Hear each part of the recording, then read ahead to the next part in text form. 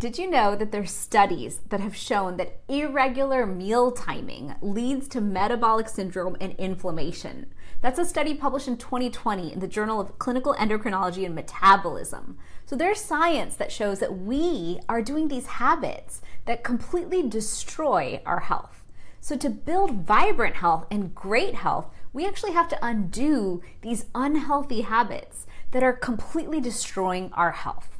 So stay tuned, because I'm going to dive into 5 of them today that you may be doing, and you think you're doing good for your health, but you're actually sabotaging your health in each and every habit that you're doing. Hi, I'm Dr. Shivani Gupta. I'm an Ayurvedic practitioner, and I'm passionate about showing you all the different ways to build vibrant health using Ayurveda and its ancient wisdom. So let's dive into the first habit that may be sabotaging your health. That's irregular meal timing or skipping meals. How often do you leave the house and run through your day, but you don't have the food on you to eat on time, or you completely skip lunch and different meals? Here's the thing, that is very damaging to our metabolism and to our overall health. When you skip a meal, you're signaling to the body, hey, I'm supposed to be eating at this time, but I don't have any food. So how is your digestive acids? How is everything supposed to function properly? Ancient Ayurveda said we must set consistent meal times, because that's how our digestive fire knows when to open up, digest our food, support us in absorbing all of that nutrition, and then close its fire. Ayurveda also teaches that lunch is the most important meal of the day. And so many people eat a tiny lunch or a snack for lunch because they're on the go, when in fact we're supposed to stop and eat that meal, focus on that meal, and absorb all that nutrition that we can get. We're most supported in absorbing nutrition at lunchtime. And so setting a schedule for yourself is the key. Instead of being inconsistent with your meals, set a time frame.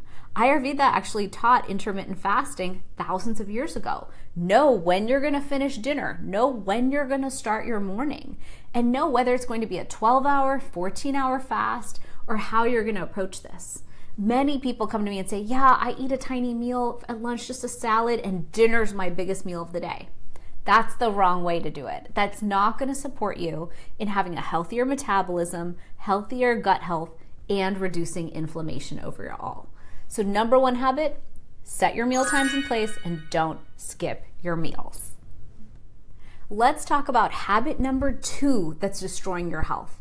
That's eating inflammatory or overly processed foods. We've had so many clinical trials and studies done that show that ultra-processed food is causing inflammation in our system. These refined sugars, fried foods, all these inflammatory ingredients we're eating that are man-made, the body doesn't know what to do with them. And here's the thing, Ayurveda taught us the sattvic diet, eating whole natural foods from earth, is the best way to keep vibrant health. Here's the thing though, so many of us need processed foods because we're in a rush, we don't have time. So we're gonna reach for that bag of popcorn or different foods that are that we're looking for to satiate ourselves because we don't have time. But this just takes planning. When it comes to processed foods, which ones can you reduce? Which ones have way too many chemicals and ingredients in them where you can simplify to cleaner versions? I know that eating processed foods is going to be part of our lives. In my house, we eat pasta, we have tortillas, we have bread. These are processed foods. But I source the best I can. I source for myself gluten-free, organic, cleaner. And the thing is, when it comes to eating fresh, find ways to make it delicious. Maybe your afternoon snack is like a Greek yogurt with some walnuts. That's very satiating and it's also delicious. Maybe roasted chickpeas is a snack you have ready and pre-made. Maybe it's nuts. Maybe it's a bowl of delicious fruit that's seasonal, because we know seasonal is good. The Ayurvedic diet says that the more we eat whole, complete foods, single ingredient foods, the better off we are at reducing that inflammation and supporting our health overall. The third habit that may be sabotaging your health is not getting enough sleep. Ayurveda teaches us that good sleep is a key pillar to health. And we know through modern science that if we are not sleeping in the right windows, getting enough deep sleep, the body is not going to repair, gut health is not going to repair, hormones are going to be off, we're going to be more inflamed, and we're going to be tired and more stressed. We know this, but so many of us still push the envelope when it comes to sleep. I myself do that sometimes. I go through cycles where I will not sleep at 10, I'll sleep closer to 11. But I quickly make sure I bring myself back onto the right sleep cycle for my own vibrant health so I get those 8 hours of sleep, quality deep sleep, to reduce inflammation. Here's the thing. So many people are eating clean, eating healthy, eating high protein, exercising, walking, trying to reduce stress, trying. But if you're not sleeping, you're not going to win at the health journey. You have to improve your sleep. So many people I see are not sleeping enough. They're saying, I sleep 3 or 4 hours. It's been like this for years. I don't know how to change it. And I love meeting those people because that's a challenge for me. I like to investigate and see what is it we can do that'll just shift, couple little shifts that'll completely change your sleep quality, your sleep quantity, and thus the result of sleep overall, which is repair and healing of the body. So this habit is one of the biggest ones that you may not be doing, but by fixing sleep, you'll change the entire trajectory of your health and your well-being. Ayurveda teaches us that another health habit that we may be doing that's damaging our health is eating when we're not hungry or overeating in general. In Ayurveda, we teach we have a gut digestive fire, and that fire, when it's working properly, is going to absorb all the nutrition we need and get rid of what we don't need. But here's the thing. Like any campfire, you can't be asking it to do work 24/7. It has to be tended to, let that fire rest, and then open it back up and get it going again. And here's the thing. We teach about something called ama, or the toxins and the toxin buildup that accumulates in our body. That oftentimes happens if our digestion is affected by our health habits. So for example, let's say you are eating lunch and you're done, but then within an hour, you just get munchy again, or you see something delicious. Maybe it's dark chocolate almonds. That's always one for me. And you reach over and you have some. The thing is, your digestive enzymes are focused on digesting the first meal. It's got the right amount of everything ready to digest the first meal, but you're just adding something on top. It's just going to sit there. It's going to ferment. It's going to cause bloating. It's going to cause gas because your body didn't know that that was what was coming with the meal, and it's only prepared to deal with the main meal. And that's what we call ama, or toxin buildup. So if you have a habit of randomly snacking, munching, unconsciously eating, I invite you to reduce that. Let go of that habit. And the best way to do it is to ask yourself, why am I eating this? Sometimes in the evenings, I'll reach in my pantry for these delicious dark chocolate almond clusters that I love. And as soon as I do, I ask myself, why are you reaching for that right now? How are you feeling? Are you thirsty? Are you stressed? Are you really still hungry? Are you craving a sweet? Like, what is this? Is it that dinner wasn't satisfying? Were you paying attention to what you eat when you ate that meal? And usually I'll realize, you know what? I'm just tired. Okay, well, can you hydrate? Oh, I just have a headache. Okay, can you have coconut water?